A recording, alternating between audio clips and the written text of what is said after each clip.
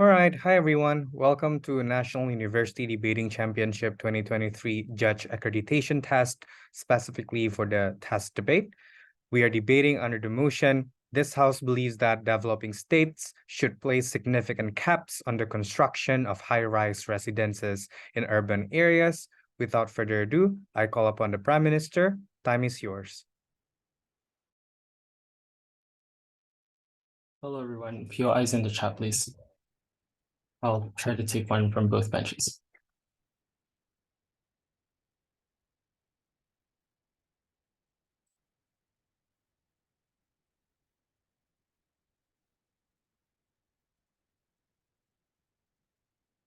The case from opening government is simple. Inequality and the fact that these countries often have overcrowding in urban areas are significant problems in this debate. This clearly must be the priority of the state, and it is this policy that immediately solves this policy. We're going to bring three arguments. The first is why the existence of high-rise residences without a cap precludes access to housing for the people of the lower class.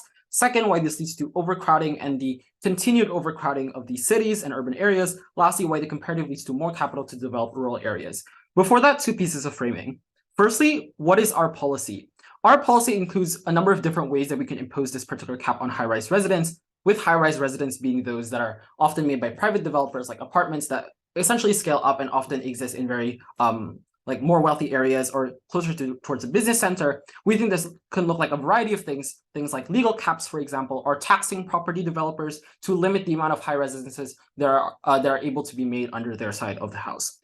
Secondly, and more importantly, obviously this policy will have a flip side. That is to say, we're not going to significantly just impose a cap for no reason. Clearly, the way that this is likely to play out, even though this is not a policy debate necessarily, is that governments are likely to, for example, suggest that companies will develop property in, for example, rural areas instead or suburban areas. This is likely to be used, again, with the tax money that was collected, for example, by subsidizing particular private property developers, or, for example, providing tax breaks or other benefits. This is exclusive because this requires a cap to be placed to begin with, because otherwise, a lot of these property developers would just create residences within urban areas. So there is a trade-off in this debate, and it precludes opposition for claiming inexclusivity.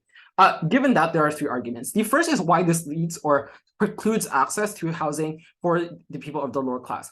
Quite simply, I want to first characterize that the existence of high-rise residences often are very uncontrollable in terms of the spread that exists in the urban areas. The reason is because a lot of these developing countries are seen as areas of economic opportunity. Property developers often buy out the land really, really quickly when it is still cheap, for example, and ultimately then create high-rise residences. And it's very hard for the government to regulate those things in the comparative under their side of the house, because, for example, these governments do not want to scare off investment and do not provide alternative, for example, like subsidies that exist under our side of the house. This is bad for a couple of reasons, because it means that these particular high-rise residents are likely to be the dominating form or the dominating type of resident that exists in this debate. Before I detail as to why that is bad, I'll take over first. Yeah, don't you think there's a lack of land where there's a major population density in developing states like India and Philippines? The only way to reduce inequality in developing countries is to provide more access to housing by maximizing the land. Thank you. So you still have not dealt with the counter policy. That is to say, you can move to rural areas. The second thing to point out is that, yes, this may work as a short-term solution, but the problem is that you cannot continue building up forever. Like, to some extent, it becomes logistically impossible for you to continue building up. And what we will argue under our side of the house is that your policy of continuously having high-rise residences, assuming the best case scenario, will only lead to more overcrowding and lead to more demand for this property. So back to the argument. Why is it bad for the lower class? There are three reasons why. The first is that this just perpetuates much more inequality. And the reason why is because a lot of these units, unlike what they claim, aren't likely to be controlled by the government. Because again, these are developing countries with very little, for example, regulatory power over, like, for example, just seizing property, right? Or very little money, for example. And so they have to often contract out the fact that they are creating property towards private companies, and private companies want to be the one that's control their property. What this means is that this type of property is likely to be bought up by the rich, and is the reason why, unlike what they say, that these properties are held by the people, it is likely to be held by a lot of the upper class in terms of holding it as investment to see if this becomes more expensive in the future, or for them to just have a fail-safe in the future. So that's why you see in Mumbai, a lot of empty units of apartments are there, and a lot of these property ultimately becomes uninhabited under their side of the house. So that deals also with that POI. The second thing that this in terms of the harm, is that this leads to less land availability. Because if there's a lot of empty space that is now being held by the richer individuals under their side of the house, that means that the government has less ability, for example, to create infrastructure. They have less land ability to create all these good things that presumably they say will come from cities. For example, public facilities, for example, healthcare facilities under their side of the house. The third thing to say as to why this is necessarily the characterization that these type of private property is expensive is that the construction of this is not cheap. Like the fact that you have to keep building up is a logistical nightmare as opposed to creating single homes in rural areas. And the fact that the land is likely to be expensive under their side of the house means that you also have to price it to be very, very expensive. All this means that developing countries will ultimately create more income inequality under their side of the house. That is to say, a lot of these lower class individuals will be unable to access all the benefits of cities. So if anything, the harm is they also prevent people from accessing cities or whatever benefits they want to come with that. But it also means that under their side of the house, governments are less able to use their capacity to create good infrastructure and to get good sort of public facilities. This is obviously not in the interest of developing countries. Before I move on to the second and third issue, I'll take a POI from ML. Yeah, you have not given an incentive as to why they would build in rural areas. Why would they not just build gated communities like Pick or Puri Inda using wider land in urban areas, given that they can charge higher prices? Yeah, so the incentive is our policy. Second, if you build gated communities, again, you have not proven why that is not an alternative that you have to defend, given a lot of these high-rise residences will equally be held by richer individuals. So if anything, we've already proven the comparative. Secondly, then, and sort of like leads into the third thing, why this leads to overcrowding and why the comparative is much better for rural areas. So what I want to characterize is there's already a huge population boom in a lot of these developing states. That's just empirical evidence. And assuming the best case scenario that this is accessible, so we're dealing with two scenarios here. The first argument proves structurally that it's inaccessible to the poor. The second is that assuming this is, in the best case scenario, accessible to poor, this argument still proves that it is bad. The reason why is, one, apart from this being unsustainable, which means that you can't keep collecting a lot of people, like making these apartments and therefore having a lot of people enter these apartments forever. But second, it also means that under their surveillance, you're encouraging people to continue moving to cities, to continue overcrowding them, exactly because there's always space in those cities. What this means is that at the point in which this becomes unsustainable, you have no alternative because you have not developed the necessary infrastructure. And developing rural infrastructure, for example, takes a long time, which is a lot of people will be likely to be homeless under their side of house, or at least not have significant access to housing, which means that the burden placed on the government is much larger. On the comparative, we think that a lot more people are likely to move to rural areas just because they're forced to, which means that a lot of these companies, even if initially they cater to the rich, like a lot of other companies also want to cater to the poor, which means that there's more political power placed on these rural areas and a lot more economic power and a bigger market for housing in those poor areas, or like rural areas, which means that they're more likely to be developed and companies are more likely to invest in those areas, and we get a far more equal development that is currently in the interest of developing countries. For that reason, OG takes this debate. I thank the Prime Minister for that speech. To open the case from the opening opposition, I call the Leader of Opposition here.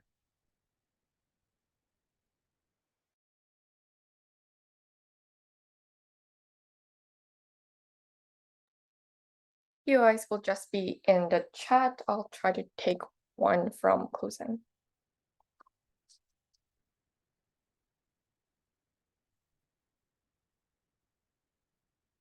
Beijing, Mumbai, Jakarta, Hong Kong. These four mega cities in developing states have one common problem. Most workers who work in the central districts of all those cities don't have the capacity to afford affordable housing. The options are only two for them. Firstly, they resort to inadequate housing, such as the dense apartment complex in Hong Kong that houses thousands of people with no proper sanitization, which eventually becomes a poverty porn for tourists because of its colorful buildings. But secondly, they will live in the outskirts of towns, like how in Jakarta, people who work in Sudirman lives in Bogor, or in Beijing, where people resort to live in Dasing because rent in Beijing is quite exorbitant. That is why this policy is immensely harmful for the people living in developing states. Instead of being the source of problems in developing states, OO posits that high-rise residences is the critical solution that developing states needs. This is how OO will take this debate. Three things I'm going to do in this speech. Firstly, I'll talk about the context of developing states and their problems. Secondly, on inequality, and lastly, on inclusivity. All rebuttals will be integrated. So first things done. We're talking about developing states. That means that the team that should take this debate is the one that can really show why this policy suits the interests of the most vulnerable in this in these states. PM doesn't tell you why they solve that problem in this state. On their side, OO will do better. Note that in developing states, they have issues such as population growth, where there are more people than they can actually cater to, where there's a lot of people that the resources that you have are very limited. Secondly, you have limited land availability. That means, therefore, infrastructure has to adjust to this, and the only way to do so is if you actually maximize the utility of this land and you build high-rise buildings. This is the context that PM has failed to explain properly. Let's be charitable and engaged. Rural areas are not suited either as compared to what PM tried to tell you.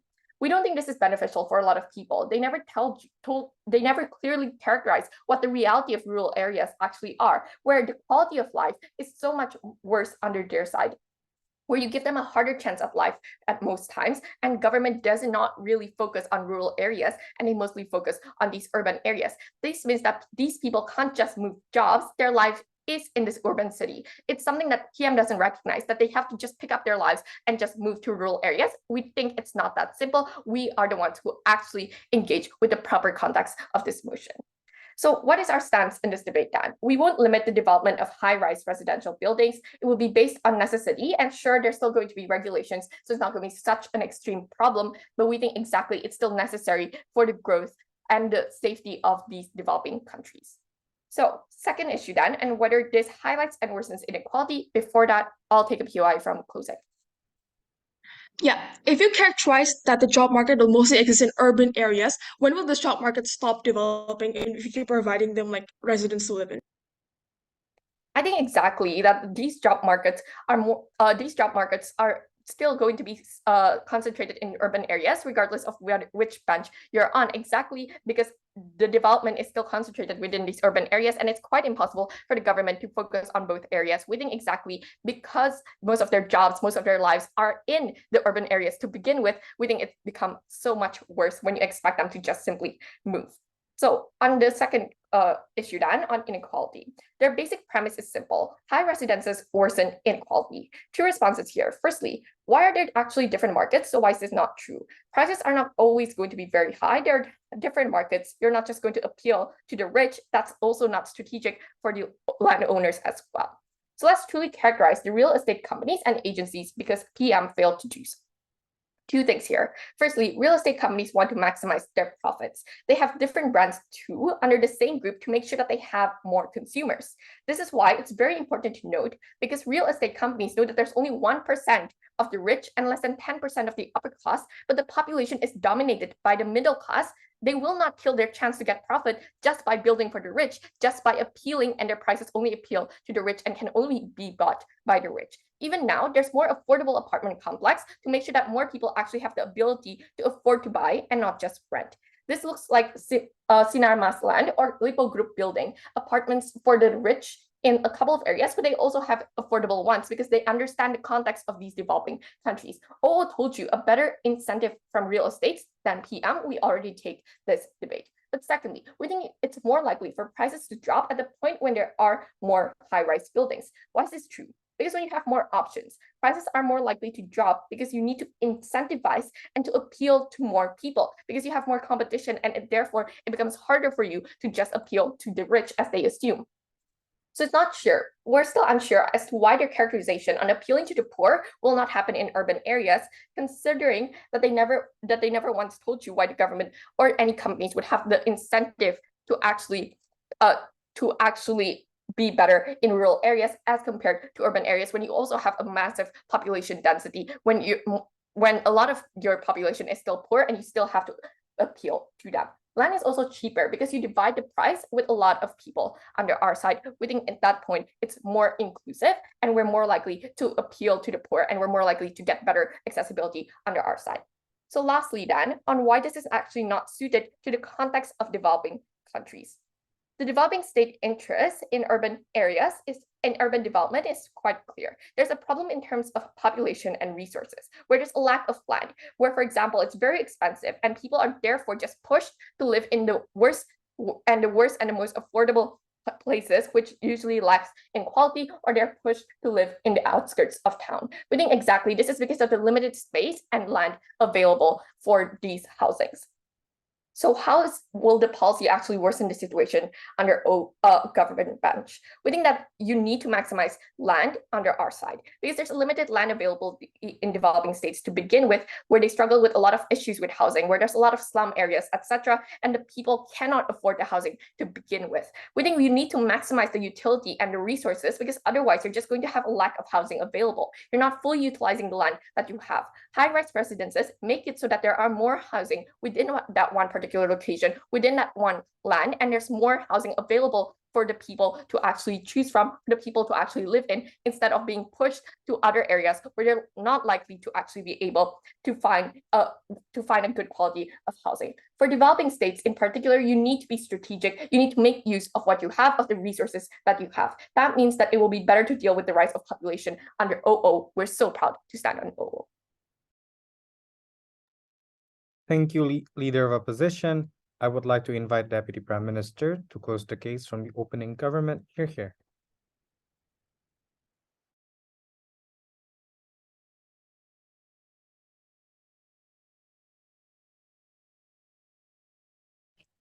I will be taking roll POIs, and my time starts now. As the leader of opposition team stated, the quality of life in rural area is worse. Yes, this policy solves it because now they have far more political capital when people move to rural areas. Furthermore, the leader of opposition team stated that in Hong Kong and Jakarta and Beijing and other cities, as she has stated, people live in small apartments. We can't even call it an apartment. If you see the case that is going on in Hong Kong, people are living in basically a cage. They have a bed and very small. I can't even say small to explain the amount of storage they have to put their daily necessities in. These housing that will be created in rural areas will not make housing more affordable. In highly dense areas, creating more housing will not make it more affordable. However, instead, it will continue the train of poverty that is already happening in those cities. Let's take a look at Hong Kong, for example. If you create more housing, for example, you create more apartment buildings, more people tend to move to Hong Kong, and in the end, they will have the same policy, they will have the same housing they do back then than they have now. Right now, they have, as I stated, cage housing, which is not in any way a comfortable, or even that doesn't even fulfill the basic human rights of a person living in there. It shouldn't even be considered housing. Furthermore, the reason why rural areas are undeveloped is because they lack political power when populations are concentrated in cities. Thus, the opposition's policy that promotes people continue moving into this.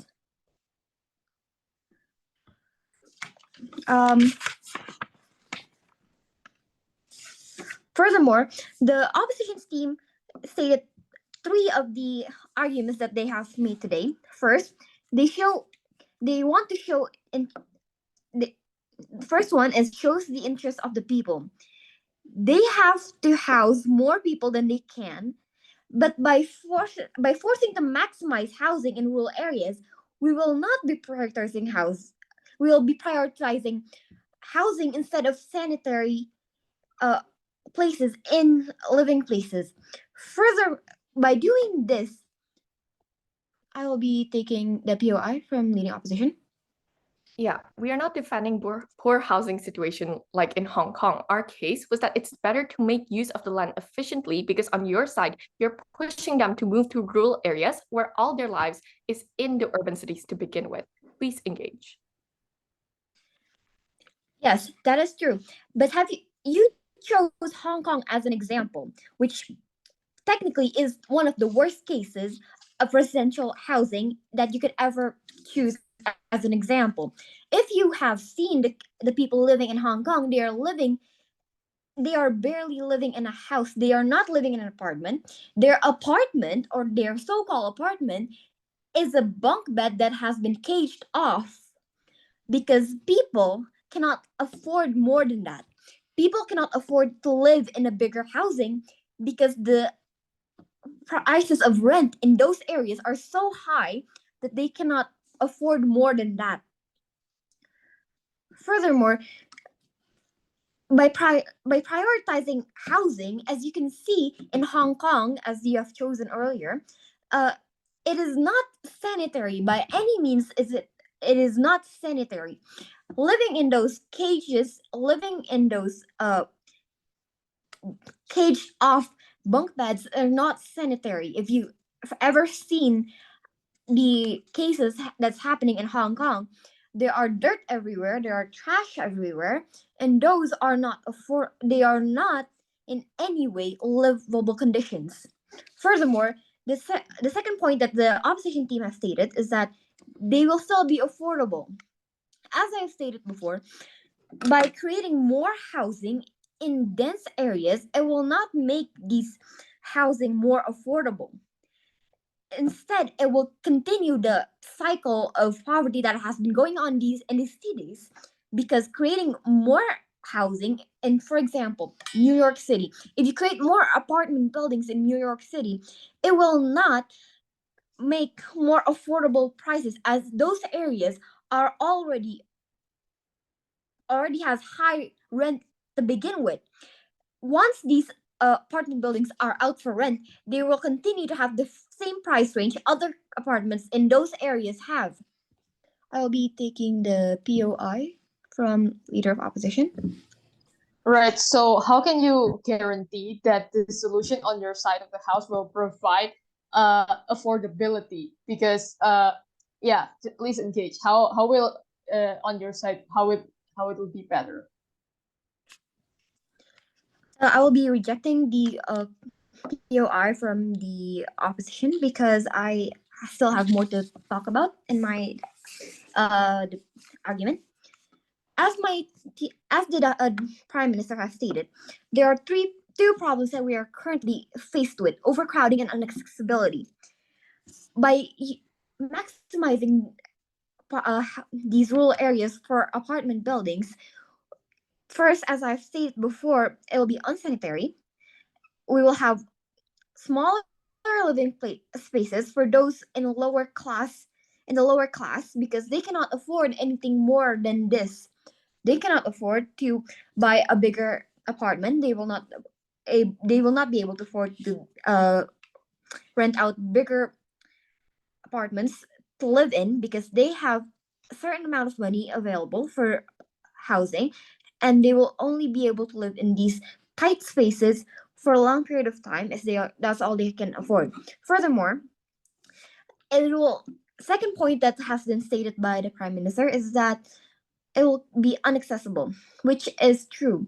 And furthermore, it will also create poverty in this area, because first, if you create, that'll be all for me. Thank you very much. Thank you, Deputy Prime Minister. I would like to make a reminder for everyone that anything that is said after 7 minutes and 15 seconds are not going to be taken are not going to be taken in form of our notes. So in that case, please be mindful of your time. But that being said, thank you, DPM. I call upon Deputy Leader of Opposition to close the opening half of the debate. You're here.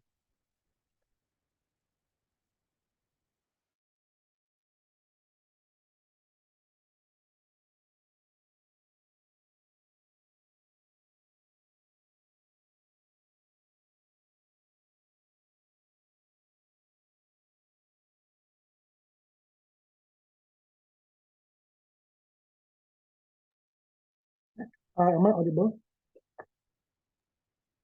You are, but you sound a bit muffled. Can you try speaking closer to the mic or change the mic, whatever that you think will work?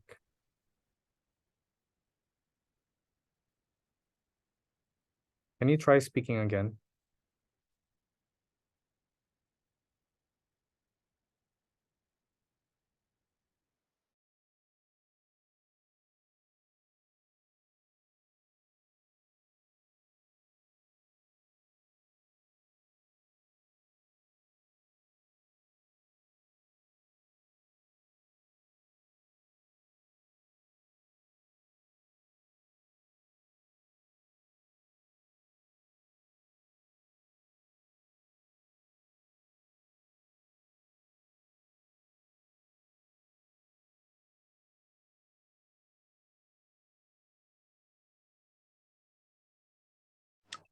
Hi.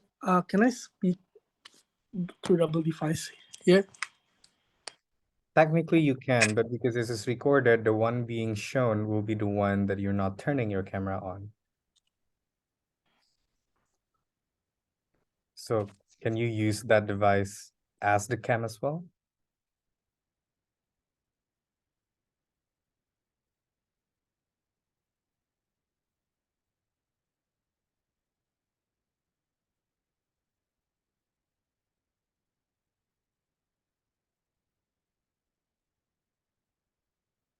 Let's see. I was suggested by someone that there could be a technology that would help.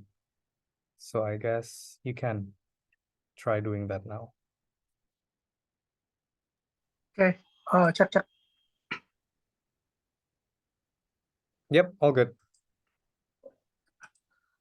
I'm going to start my speech in 3, 2, 1. If this debate is about which side can develop rural areas, we're going to prove later on why it's actually accessed better off in our side of the house.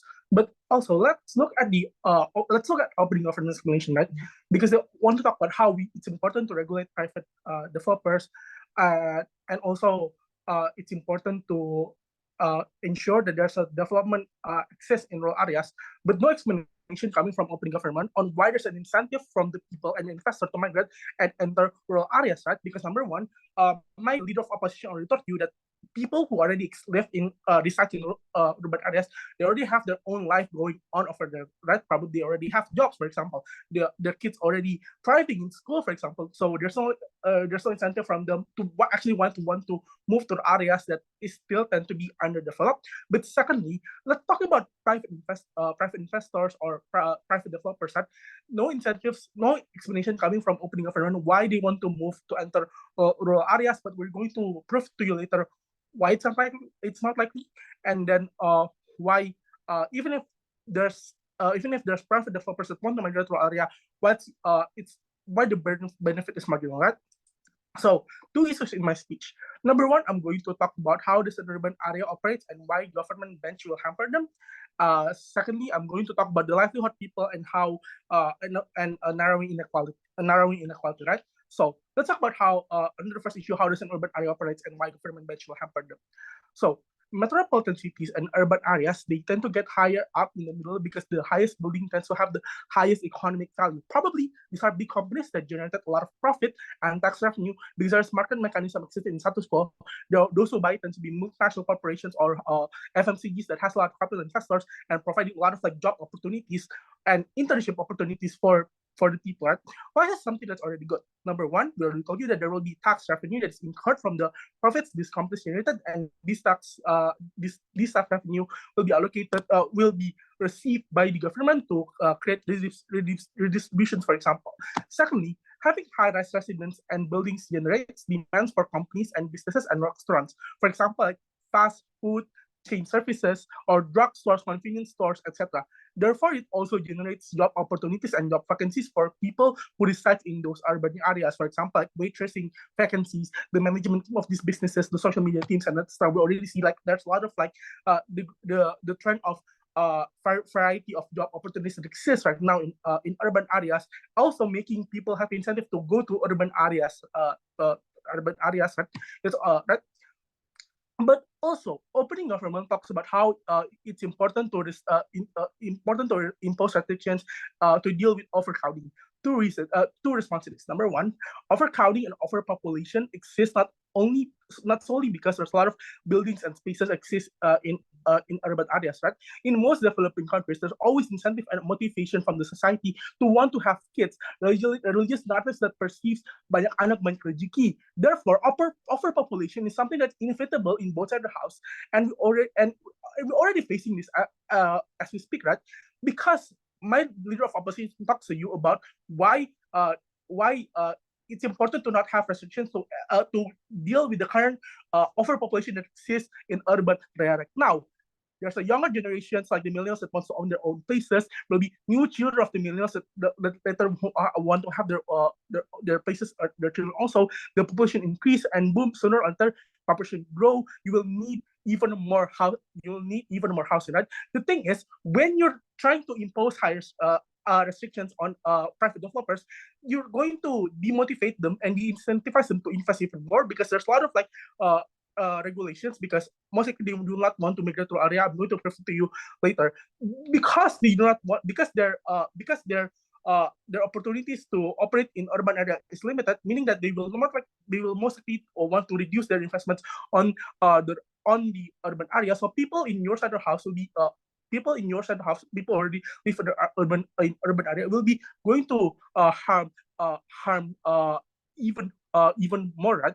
And if at the expense of and when in the absence of private developers, most likely at the end of the day, the one who will be handling all the overpopulation exists in urban area, most likely government will probably will have to government will have to deal with themselves of creating more housing in urban areas in the absence of private developers. And at the end of the day, you're going to lose all of the money, and going to spend more money to deal with the population that exists in urban area, which you cannot deal in opening government.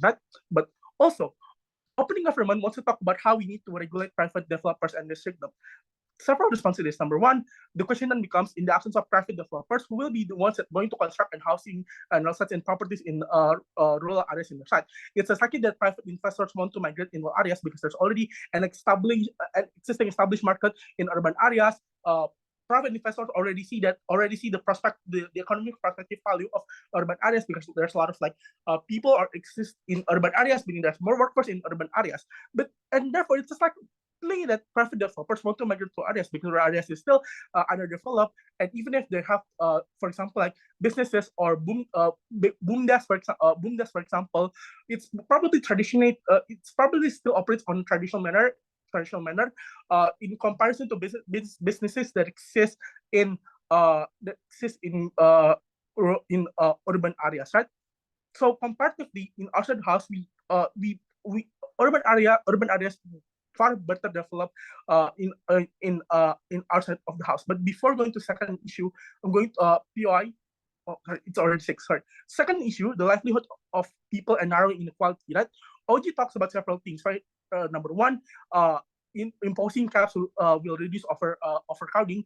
True, because the reasons why people want to migrate to urban areas is because the perceiving network that urban areas is better. Benefit of they want to network with the people that already exist in urban area. The current UMR in areas that tend to be higher, access to high-paying salaries already exists. So there will still be incentive for people from the urban area to migrate to urban area. So you have to also cater to this as well, right? Also, we talk about how in outside house we actually protect the rights of people, because my leader of opposition talks to you about how in outside of the house, there's still people that do not want to migrate to area because they already have their life going on over there. In outside of the house, we already talked to you about how the creation of satellite cities and market mechanism for private developers operating in urban areas will actually cater people. We're very proud to oppose. All right, thank you, Deputy Leader of Opposition. That closes the opening half of the debate. Another reminder for everyone, highly encourage you to take POIs, be mindful of your time as well. So check your own timer, just in case you want to offer to accept a POI, I guess. So in that case, let's call upon the member of government to open the case for closing government and to also start the second half of the debate. Here. All right. I take POIs through verbally unmuting. I'll probably take one from opening opposition. Right.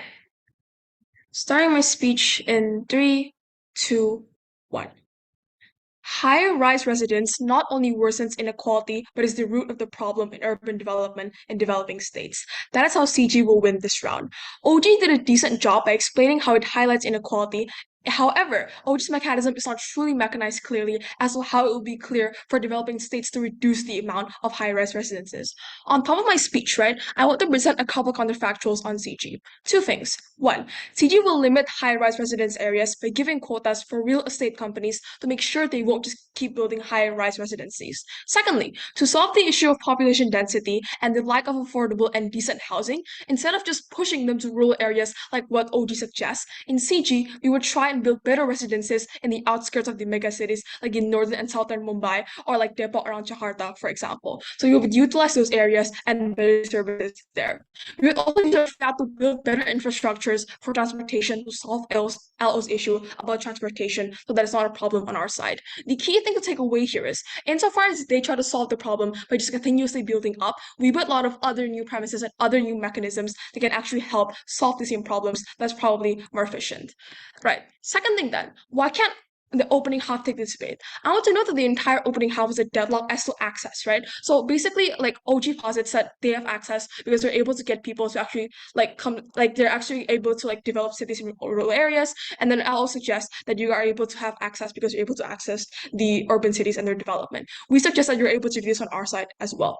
With that being said, 3 things from my speech. One, I want to refute OO's claim regarding accessibility and inclusivity. Secondly, I want to add a first unique contribution about how high-rise residencies is not a sustainable development into developing states. And thirdly, I'll run a case as to why this is the only way to control urban development in those areas. First issue then on accessibility. I want to note that this is not as urgent as they think it is. It is completely unclear why concentrating a large amount of people is so important and so preferable to all these alternatives in the first place. Here's the thing. Maybe right now, everyone's flocking to the job market because it's one of the few places where there is one. They never explain 2 things. One, why developing states have zero incentive to develop other areas in the first place. Because what OO gives you is a very simplistic mechanism on the fact that governments cannot focus on 2 areas at the same time. Sadly, states are not as simplistic as OO suggests. So obviously, even without this policy, right, governments still have the incentive to make sure that there is still development in rural areas in the first place. But secondly, why would you want to incentivize people to just flock to the job market here? Because literally, it's just unclear to me why it is the most viable option for people. We don't think that it's good for the sake of competition and overcrowding that will happen in these things. So it's not the case that the solution is just to dump everything in these areas. Second thing that we get from them is that inequality is somehow solved. This is bizarre here, and I want you to take their own language. They say that there are different brands and also different markets, so there are better options for people and there's more accessibility. Here's the thing about that. In the best case, what happens on their side is 2 things. One, the existence of gated communities, which allows further inequality on their side, but 2, unfair distribution of land in the first place, i.e. the upper class will still take the most advantageous and the best parts of the land on their side. So the fact that there are different markets suggests to me inequality still exists on their side and inclusivity will not exist. Anyway, second thing under this, they posit that it's more inclusive and there's a better market.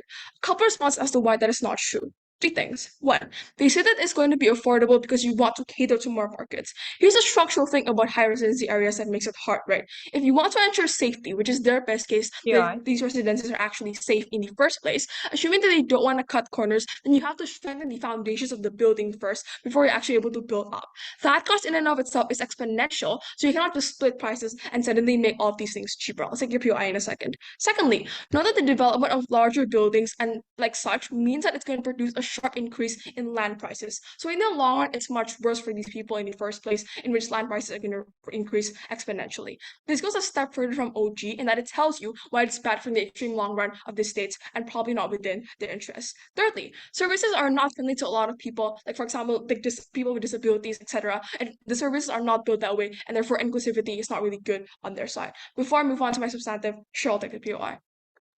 Sure, at your best, rural areas can develop after some time, but why is it okay to force people to move to rural areas that might not suit them, especially in current context of rural areas being very underdeveloped? You clearly did not listen to the start of my speech. We gave you a new mechanism as to how we will build better in like the outskirts of the town in the first place. So like Depok, etc. These places are places that we can build in and that we won't just force people to move to rural areas. Right, moving on then. New contribution. First thing, why is high residency areas not sustainable? Let's truly contextualize the problem in developing states when it comes to urban development. Know that we agree regarding density and also the lack of available land. However, building more high-rise buildings is not just a band-aid that will just bite developing states later, like in the case of Hong Kong. The real problem is, when you want sustainable development, you need to know 2 important parameters. Firstly, whether your solution fits into the context and needs of the developing states' people. We know that all benches, right, want to solve the middle class and vulnerable groups and want to give them access. That means that we need to note that irrespective of how companies are trying to be benevolent and create more affordable brands, which they did not explain completely in the first place, most of middle class won't actually rent the apartments because it is not guaranteed that it'll be affordable for them, and they're also brave enough to take that commitment because of societal pressure. Two things. Firstly, of course, companies would rather have their place to be empty rather than having all these people affording it and having the middle class renting it in the first place. But secondly, right, there's a background check, and most middle class are unfortunately too intimidated by the whole process of renting an apartment in the center of cities, right? So even in their best case scenarios where these markets do exist for some reason, we give you structural reasonings as to why it is incredibly hard for these people to actually get access in the first place on their side. Comparatively on our side, when you build better buildings with like less expensive land because it's not in the center of these urban cities, or you don't have to build up necessarily and have more cost on architecture, it is actually better on our side because it is easier to build, it's cheaper to build, and probably something that won't intimidate them as much, still getting better access as they suggest. But secondly, it's on environmental hazard and safety. I would posit that high-rise buildings actually has an incredible amount of environmental problems. This is where they compromise a lot on quality, right? If they want to make it cheap, then they have to cut corners and make it safe, and probably have a lot of environmental problems in the first place. But if they want to make it like high quality, the middle class is probably shut out of the access in the first place. So on both sides, either way, it's extremely hard for them to get their benefit of access, which is their biggest thing coming from OO, and probably I'm guessing CO would push too. But let's truly characterize here, right? Why is this the only way to control urban development? Two things. One, on their side, you're constantly incentivizing people to move into the same areas without any sustainable solution as to how you will actually sustain this in the future. But secondly, as per the incentives LO suggests, right, people want to move into these areas, and it's incredibly hard to sustain this in the future. For all those reasons, so proud to stand on. Thank you, Member of Government, for that speech. I call upon the Member of Opposition to open the case of closing opposition. Here.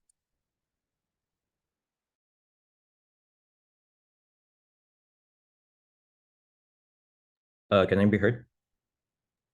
Yes, you can. Okay, great. I'll take a UI through chat. Maybe I'll take 2 if I have time. I'll start my speech in 3, 2, 1. All benches in this debate have the same goal, which is to alleviate inequality. But here's why each bench doesn't solve the problem they identify. For both OG and CG, I do not think that they give a sufficient incentive as to why private companies are likely to move to rural areas. If you read the motion, this is a this House believes debate. So therefore, that means that they cannot model out by saying that they're going to give incentives, by saying that there's going to be like tax breaks or something.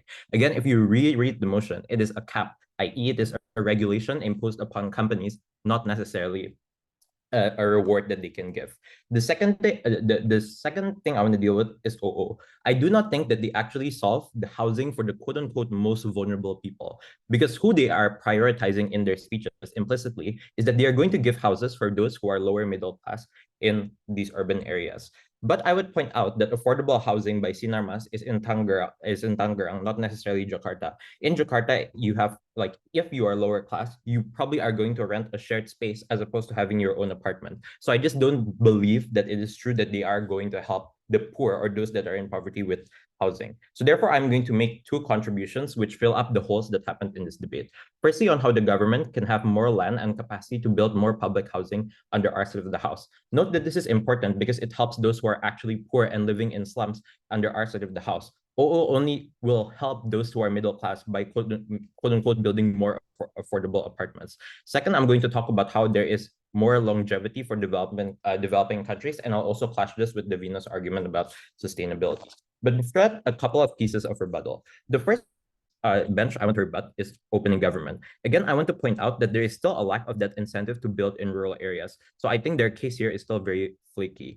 But I would also point out that they do not solve the current issues in urban areas. And here we agree with OO that urban areas probably need more, like the more important issue is for urban areas to get housing, because a lot of people's livelihoods are there and they can't just suddenly move to rural areas and then have to find another job there. It's a very hard process to do. I would posit that under OG, what is going to happen is that companies are just going to build wider privileged like communities in order to make the same amount of profit. This is where the flip comes. Under our side of the house, if they buy like, let's say 30 hectares of land to buy an apartment, they can price it at like a reasonable price. Let's say like 800 million rupiah per unit for the middle class, let's say.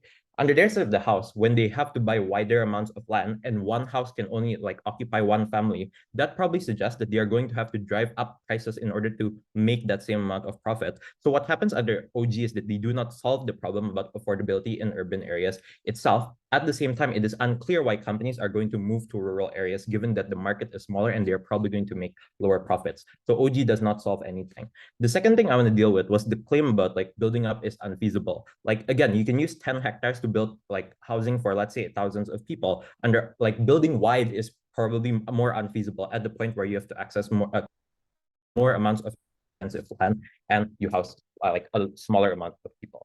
I'm not going to like take out CG, and I think it is the same problem for CG in the case that they do not give a sufficient incentive. But I'm still going to like deal with their points anyway. But before that, I just want to deal with Divina's claim about like rebutting Callista saying that that they cannot make the housing cheaper. I would point out that technology has improved and you can build like better infrastructure and make the foundations of the building much stronger at a quite reasonable price at this point in time. The apartments are probably going to be cheaper and you can use a smaller amount of land. So therefore on that, I would posit that it is going to be cheaper. Her second claim, and the most important claim, is that like these apartments are just going to be empty, and this is unsustainable because companies would rather have them empty rather than not make a profit. I think the reason why prices are so high in urban areas is exactly because demand is so high. A lot of people want like to live in these places, especially those in the middle class. So therefore, they are probably going to occupy these residences. The second thing I want to say is that that might be true now. Like, let's assume the claim that they are going to be empty for a period of time. The thing about urban areas in developing countries like Vietnam or like Jakarta is that a lot of people are going to like slowly become middle class over time. So what that means is that a lot of people in the future are going to need this housing, and I'll explain that more in our second argument. The final claim I'm gonna deal with was just like the environment claim. I just don't get why it's a main polluter. I think lots of things, it's unclear why like destroying this would save it. How we more public housing under Arts of the House. The problem in Mumbai or California is that governments cannot build because the land is just bought off by these companies. I.e., there's no place for public housing in California because land is already like $5 million for 1 hectare. The comparative under our side is that companies can allocate more capital and land to build build high rises, so they're probably not going to build wider or gated communities. The structural reason for this is that they can make a bigger profit off apartments when they sell more units and like have a lower price in the beginning. So therefore, they're less likely to build gated communities. Under our side, therefore, people like governments are probably going to have more empty land. The government can utilize this in order to build duplexes or multiplexes where they can have like a shared living space and have a lower opportunity cost under our side of the house in order to do this. What this means is that more people under poverty are probably going to be housed under our side of the house. Secondly, I want to talk about longevity. But before that, I'll take the PY from OG. While CG is derivative, your extension that this actually frees up more land is kind of bizarre because without a cap, companies will continue building and taking more high-rise residences because people will continue moving into cities, creating more demand for more higher residences that you cannot cap under your side of the house. So clearly your extension doesn't run. Okay. Here's the thing. With your cap, they are still going to want to make the same amount of profit, right? And your cap is only on high residences. So what that means is that they're going to shift into building houses and building areas like Pic or Puri Indah in order to make that same amount of profit. So that means that they're going to consume a bigger amount of land in order to like keep their businesses running. I'm not going to talk about longevity. The problem with both government benches, and let's assume the best case, is that even if people move now into rural areas, these urban areas are still going to continue to grow. It doesn't account for the growing middle class and population in the next 10 to 50 years. For example, in the 1960s, California had enough housing. They did not predict 50 years later that the middle class would be so huge and they needed such a huge amount of housing.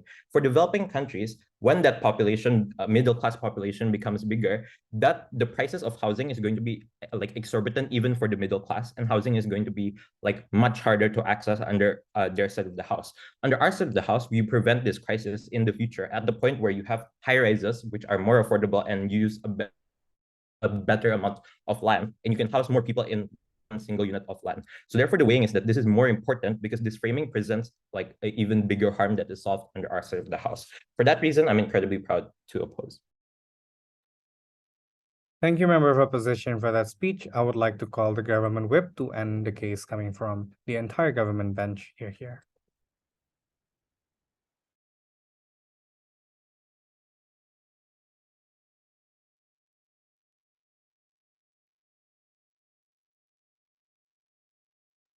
You're not audible.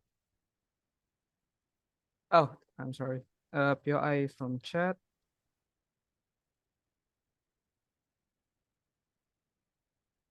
Starting and I think understanding in this debate is basically to see the characterization of what developing states look like and what these developing states wanted. In this case, we need to understand that developing states in many cases have most of their lands are not yet exploited yet. For instance, like this is what happens in multiple developing states that even in their major cities, like their sub urban areas are not yet exploited or developed more by the current government. Why is that the case? We need to also saw why in the very first place there's a huge centralization of high class that leads into high class residents. You need to understand first that there are people going directly to major cities because they believe that they're going to get competition, they're going to get access towards jobs, access towards healthcare. But we believe that this is the old way of seeing things, and why at the end of the day this have not this have not served the purpose for developing states anymore, because developing states purposes are not to only just focuses on the central location that they have right now, but also to spread out the development in future, making the entire place or the entire states, entire land that these developing states have going to deliver the services towards the society, right? I think in these cases, most of opposition case are pretty much the same, and talk argues on three major things. Like the first, they argues that there's still no incentives by the government, hence why the proposals wouldn't stand. Second is that it is just impossible for us to make them to move, and why these individuals were more likely to opt out from decentralized into much more urban area. And lastly is that it's going to be the issues of inequality, right? First, understanding on the idea of there's no incentives understands that when we put caps on the high risk residents, the characterization of this developers, specifically this private developer, is that yes, they understand that they have been limited by the government to build up more places and more high class residents in the urban area, but that does not limit them to also engage into, for instance, like suburban and also rural area. And why is that the case? Understand, because when they saw that the government are limiting that, one of the main idea is thinking that it means that government have any other jobs or have any other vision when it comes to developing, right? Then the own characterization is that they're basically going to opt in with however or any proposals that the government are going to look up. Now the problem in this case, what the developing states government going to do is to try to increase the development in the suburban area and also those rural area, right? So when these developers understood that this assignment, they will opt in as fast as you can so that they are able to achieve that particular market sector that going to make their own residence for these people in the suburban area at the end of the day. This is why the incentive that my previous speaker have already mentioned also, where this government going to help rebuild or going to help improve the suburban and also rural areas, is going to go along accordance with the interests of the private developer itself to gain profit by also looking up with how the government is going to pursue the development specifically in other area other than the urban areas. This is incentive that the opposition are looking for, right? Second idea, where they argues that it's bad to move or to make them or to force them to move out, and it's bad, it's just impossible for them to live out. Now understand that the reason why these individuals go to the urban areas because they believe that they don't have anything in the suburban or in the rural areas where they come from. This is the exact problems that possessed by the developing states from the very get-go when they wanted to design their cities from the very beginning of their civilization. Right now, this is the problem that exists. But then it is also on the interest of developing states to not stay like that, because they believe that they have reserved areas that they can exploit and then they can use in order to develop the country even more. Therefore, it is very possible for them to develop, in this case, to suburban and also rural areas. Then why then is going to create incentive for or indirectly for these individuals to wanted to, for instance, either leave the long commuting, or just going to find jobs in where the development if the rural area is going to come through in the future. Like, so in both of the cases, it still be okay for them if they wanted to commute, for instance, like for like 1 hour ride, it is going to be able to be cut shortened when the developments have gone into a much further further stance, right? Where it's much more easier, accessibility is far more able to be get in this connection between suburban and also urban areas. Third idea, that argues about how it's not going to lead inclusivity. We believe that at the end of the day, it is only based on if we still going to high-class residents that we will not have any inclusivity at all. Because like the government member have explained to you properly, why is it important and why is it impossible for us to live in high-class residence area and gain the benefits that they've mentioned by the opposition. Understands that it's practically impossible to live in the high-class residence area and then gain an enough or pay the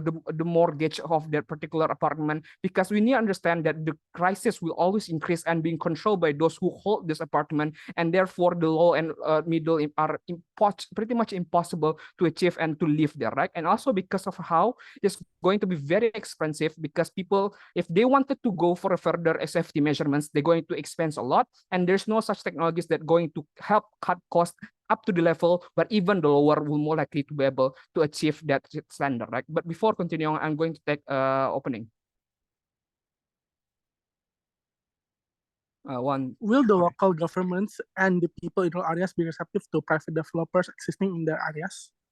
In this case, understand that the problems, even in the suburban and also rural areas, is that they are not in the situation where they can be easily comparable to rural areas, right, to urban areas, like especially a centralized urban areas. So in this case, when the government go hand in hand with the private developers later on, it's much more feasible for them to accept the changes that are going to happen. Yes, there will be several conflicts, but then at the end of the day, the conflicts is something that is important when it comes to arguing about future development, specifically an urban development. And in this case, we are willing to take that measures instead of like letting high-class residents keep on happening and further on going to damage the entirety of urban planning in that particular urban areas in general, right? So that's why at the end of the day, what we're going to the one that going to win this debate is basically those who are able to prove to us that developing states, specifically in our case with their characterization, are able and gain further benefits instead of still maintaining the high-rise residents in urban areas, or just going to increase or develop their urban or rural area in general. Like in our case, we believe and we've proven to you that when putting ourselves in these developing states is far more better to us in order to focus on our suburban and rural areas where we have been long forgotten about them and very proud to propose. All right, I thank the government whip for that speech. To close the entire debate, I call upon the opposition whip. Here.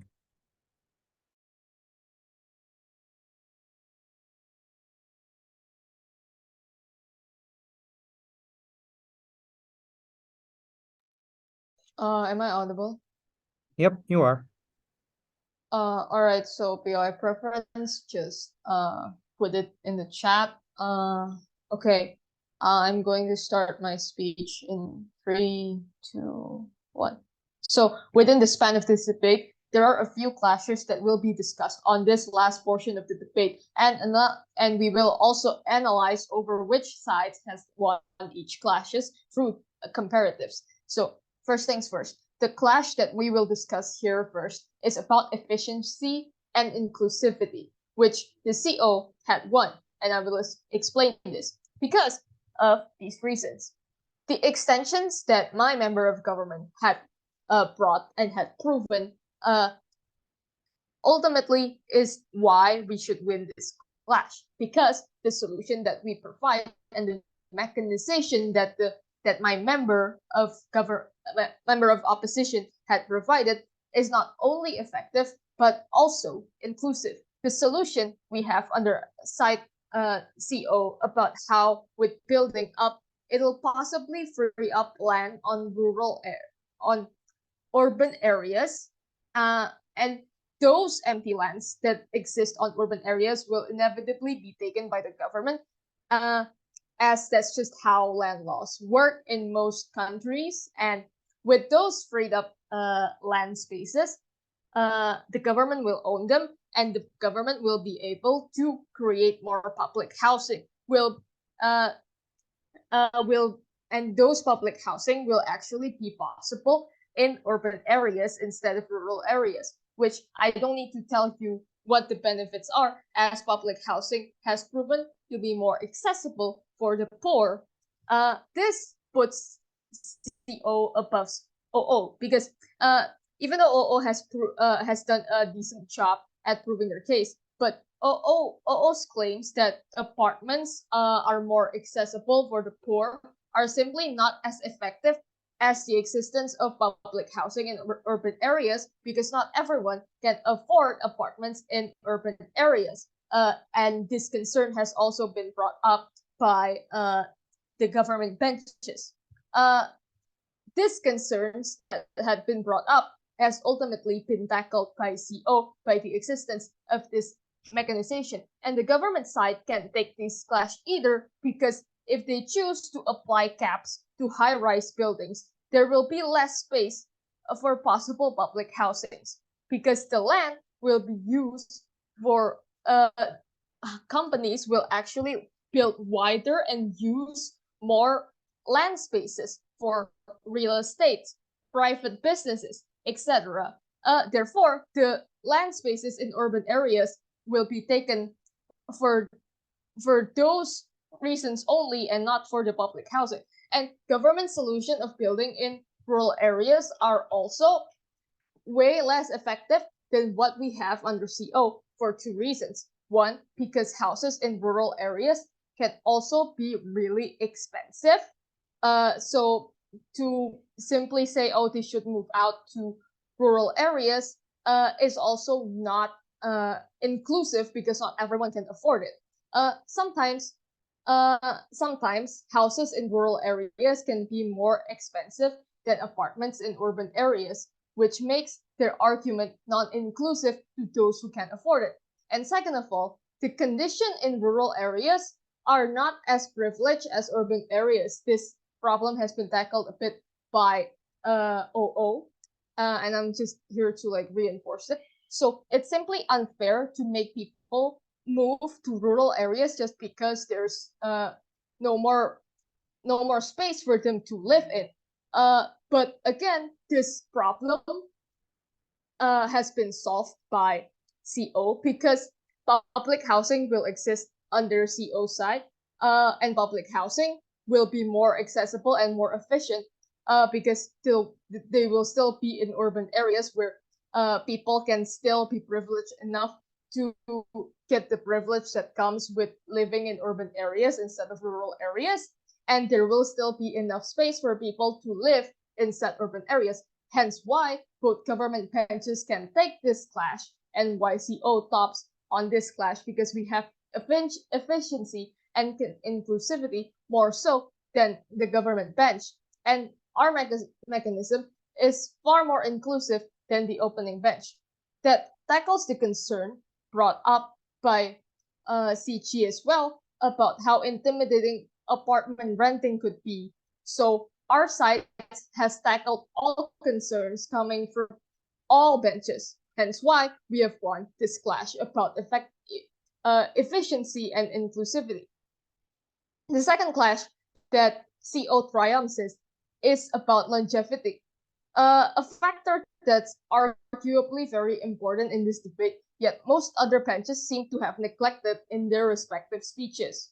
Under our side, in terms of longevity, we had thought of the possibility with the existence of high-rise building caps like what the government proposes, wider lands within the state will be occupied more by real estates, businesses, companies, etc.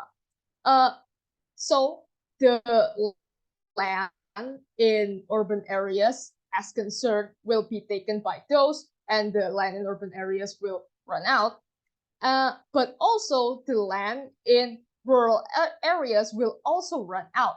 Then what will happen in the future? The land in the urban areas will run out, as I've said, and the land in the rural areas will also run out at some point, because the government bench insisted on making people move to rural areas, but they don't seem to consider the fact that rural areas is also a finite space that can run out at some point in the future. The fact that none of the bench under government sides even thought about this possibility immediately puts their proposal into jeopardy. Meanwhile, under our side of the House, this concern has already been tackled with the mechanization brought up by my government member, which again, the mechanization itself solves any concerns that any other bench had in this debate. So to conclude this, CO had won because we've we, we, we've won just